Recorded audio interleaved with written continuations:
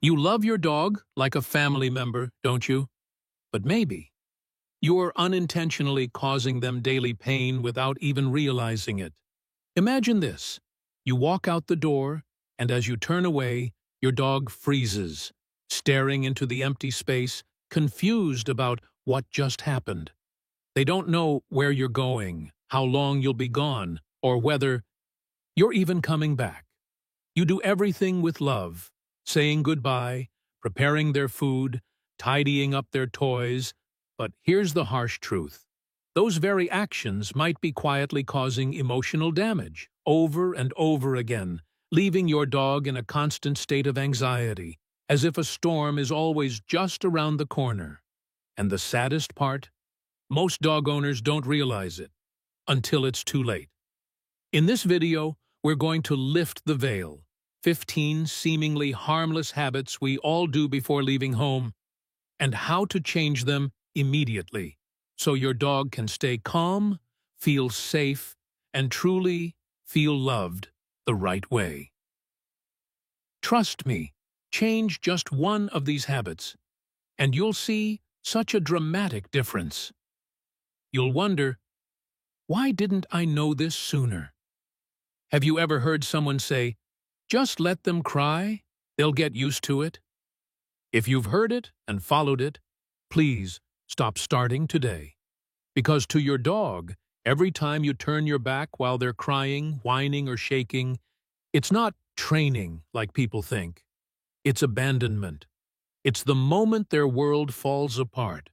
And the worst part? If you never come back or never respond, they learn their cries mean nothing. That's not growth. That's helplessness. Like a child who stops crying, not because they're okay, but because they've lost hope that anyone's coming. Think leaving the house is no big deal? How you leave matters just as much as how you love. A classic mistake? Leaving suddenly. One moment you're together 24/7, the next, they're alone for 8 hours. No warm-up, no warning. That's a separation shock. It's like laughing with someone, then falling into darkness without explanation. Dogs don't understand why you vanish. And guess what? Their brains register that fear like a form of trauma, similar to abandonment syndrome in children. If you've never practiced short comings and goings, if you've never told your dog something consistent like, I'll be right back, then you're dropping them into a world without anchors. What's even worse? How you react when you return. You come home, see the couch chewed, toilet paper shredded, everything a mess. And your instinct? Yell. What did you do? But here's what you didn't see. Every one of those actions was your dog's desperate attempt to calm their fear of losing you forever. And when you yell, you're not teaching them, don't do that. You're teaching them, when my human comes back, something bad happens. They're not being bad. They're in panic and crying out in the only way they know how. Then you repeat the cycle with a tearful goodbye. Only this time, the tears come from you. You feed them, check their water, come back for one more kiss. You think it's love. But guess what? The more you do that, the more your dog's brain says, separation is a huge deal. They read your face, and if you're worried, sad, or hesitant, they'll believe something terrible is coming. That last hug becomes a mental red alert. And it doesn't stop there.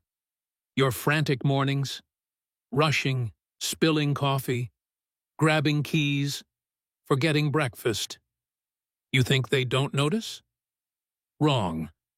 Dogs are emotional sensors. They pick up on your heartbeat, breath, eye contact. And if you're stressed, they absorb all of it. They start following you closely, whining, pacing. But you're too rushed to notice. You leave while their brain is at maximum alarm. So when you return to what looks like a mini tornado, don't be surprised. And the final psychological blow? Your arrival home. The familiar scene. You open the door. Your dog leaps, whines, scratches, circles. You laugh, call their name, pet them, pick them up. But hold on. What did you just reward? A full-blown panic response. Next time they'll think, only when I lose control does my human notice me. You're reinforcing anxiety you thought was cute. But for them, it's a daily emotional tug-of-war. What do behavior experts recommend? Come home and ignore them for a few minutes. Not to be cold, but to teach them. Calm behavior gets love. Panic doesn't need repeating. Even if you don't yell or fuss, there's another hidden mistake destroying your dog's sense of safety. Giving them a big bowl of food right before you leave. You worry they'll go hungry, so you fill the bowl. But they eat it all in 5 minutes. Why? Survival instinct from their wolf ancestors. See food, eat all of it, who knows when it'll be back. The result? Bloated belly, vomiting, indigestion, all day, without anyone to help. Instead, turn mealtime into a treasure hunt. Use food dispensing toys, hide snacks in corners, in boxes, under blankets. Now when you leave, they eat from curiosity, not fear. And guess what? That challenge-filled meal releases dopamine in their brain, soothing their loneliness for hours. If you really want to help your dog feel safe when you're gone, there's something else hardly anyone talks about. Smell. Lavender, vetiver, or even a shirt you wore yesterday. These aren't air fresheners. They're clinically proven anxiety relievers. A dog's brain responds more to scent than sight or sound. You can't stay with them, but your scent can. Sometimes, all it takes is a scarf or an old t-shirt to make that little heart feel, my person is still here. I haven't been left behind. But worse than being alone is being bored out of your mind. A day with nothing, no toys, no interaction, no activity, is like locking yourself in a white room with no windows, no phone, no books, no voices. Now you see why many dogs go crazy in silence. And it's even worse when they have no say in how to cope. Imagine panicking and having nowhere to hide. That's the life of a dog without a safe space. A soft, quiet corner to retreat to when the world feels too much. Research shows that just having a covered crate or cozy corner with a blanket and favorite toy helps dogs calm down 70% faster after anxious episodes. It doesn't have to be fancy, just a place where your dog feels, it's okay to be scared. I'm still safe. And there's one more thing, a tiny detail that can cause a sensory disaster for dogs with super-sensitive hearing. Random human noise. Many people leave the TV or radio on thinking it comforts the dog. But did you know sound experts proved that a single scream, siren, or chaotic noise can send your dog into high alert for hours? A dog's hearing is 4 times more sensitive than ours. To them, a news segment with a fire truck siren is like a bomb going off. Instead of random noise, choose calming music, ocean waves, or classical playlists made for pets, or even silence. Peace doesn't come from sound. It comes from knowing you cared enough to choose what's gentle for their heart. And you know what? The biggest mistakes aren't from complexity. They're from forgetting the basics.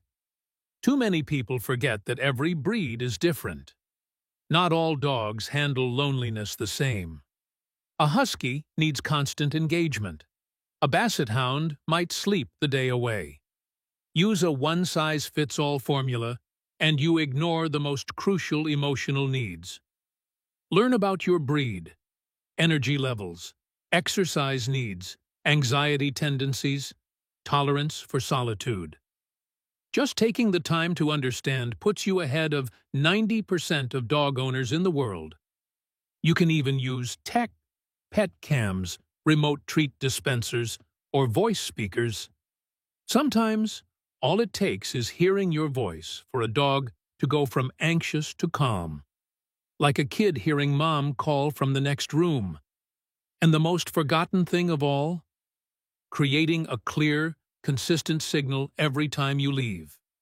If you just vanish or change your routine every day, how can your dog ever understand what's happening? A simple phrase like, "I'll be back soon," repeated each time you go out, becomes a safety anchor in their mind. It's like a lighthouse in an emotional storm. So no matter how long you're gone, they still know, "I haven't been abandoned. I'm just waiting." Now, you've gone through a long journey, from seemingly small mistakes to simple changes that can save a fragile heart. Remember, dogs can't talk, but they can feel. They don't blame you for past mistakes. They just need you to understand and want to do better. Change just a few things starting today, and you'll see it.